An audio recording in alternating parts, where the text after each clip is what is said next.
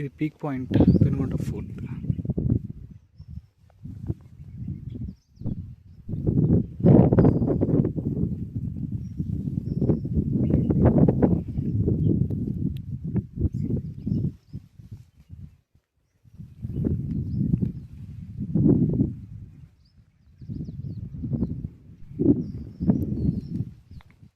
Early morning రావాలి దీనికి, like జనవరి, December, November మంత్లో వస్తే దీని ముందర నంది హిల్స్ కూడా పనికిరాదు. అలా ఉంది ప్లేస్ ఇది చూడడానికి. ఇప్పుడే ఇలా ఉంది,